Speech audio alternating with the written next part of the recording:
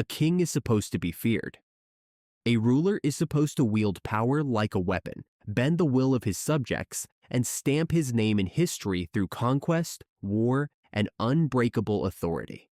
That's how kings are remembered. But Louis IX of France, later known as St. Louis, did none of that. And yet, centuries later, his name isn't spoken with scorn or indifference or as a cautionary tale. It's spoken with reverence. He did what almost no medieval ruler ever did. He ruled justly, and his people loved him for it. Louis was not born into war or crisis. He was not a warrior king like his grandfather Philip Augustus, nor a master politician like the emperors of the Holy Roman Empire. He didn't seize the throne through force or play a grand chess game of alliances and betrayals. Instead, he inherited the French crown as a boy, raised under the guidance of his mother, Blanche of Castile, a woman whose sheer willpower kept the kingdom stable during his youth. And when Louis finally took the reins as an adult, he did something completely unexpected. He actually listened. For medieval kings, ruling was a game of power. Who could conquer? Who could command? Who could crush their enemies the hardest? Louis, however, saw the throne as something else entirely.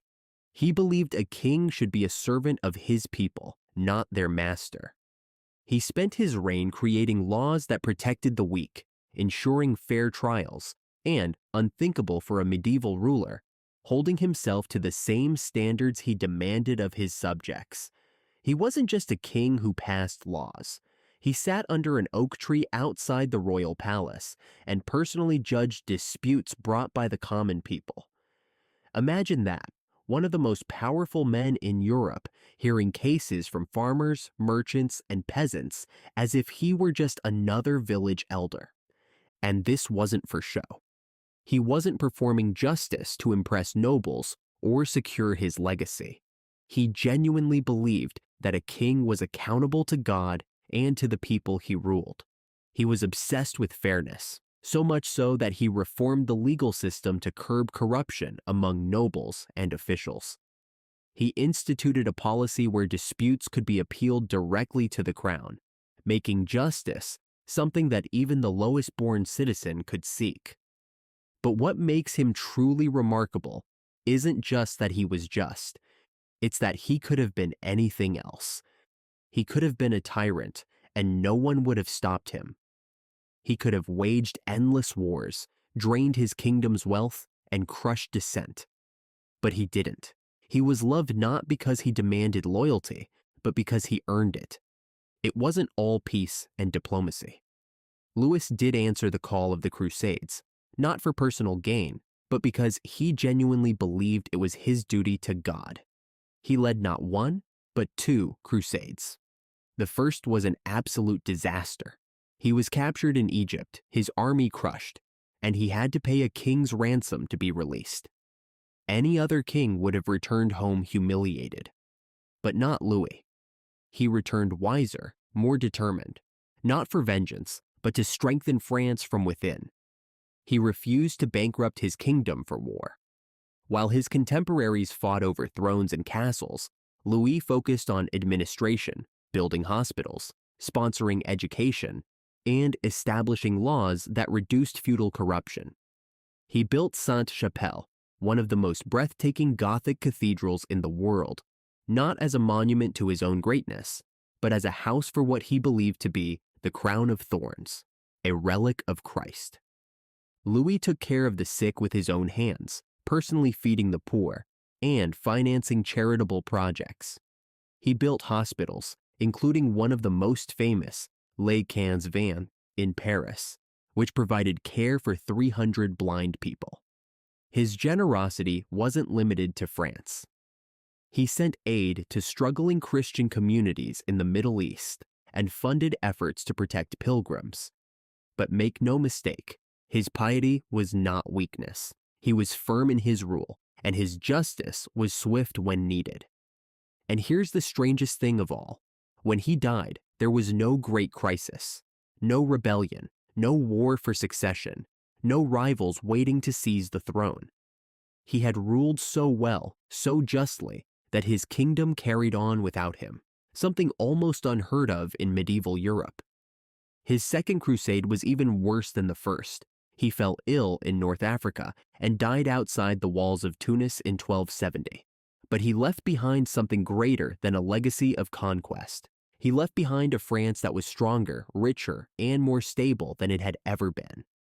He left behind a government that functioned, a legal system that was respected, and a reputation so spotless that the church didn't hesitate to make him a saint, the only French king in history to receive that honor. But here's where it gets really interesting. We remember the great kings, the conquerors, the warriors, Alexander, Caesar, Charlemagne, Napoleon. They are written into legend because of the wars they won, the enemies they crushed. Louis IX, he is remembered for something far rarer. He is remembered because he ruled well.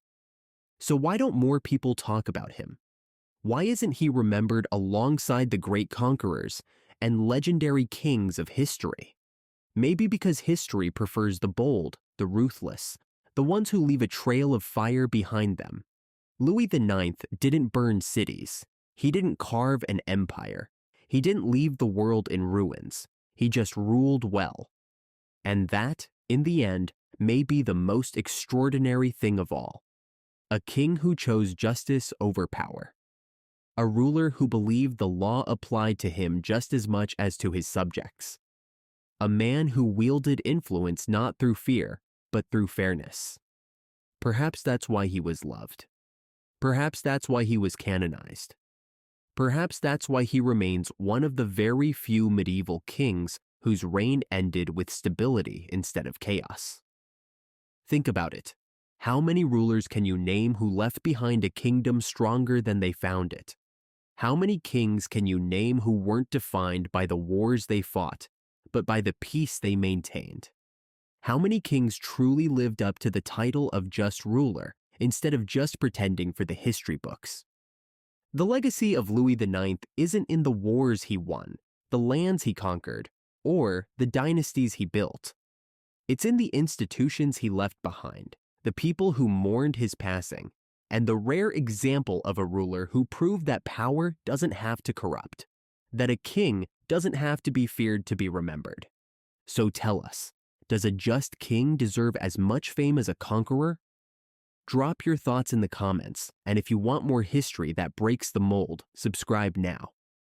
Because not all great rulers were forged in war. Some were simply wise enough to rule without fear.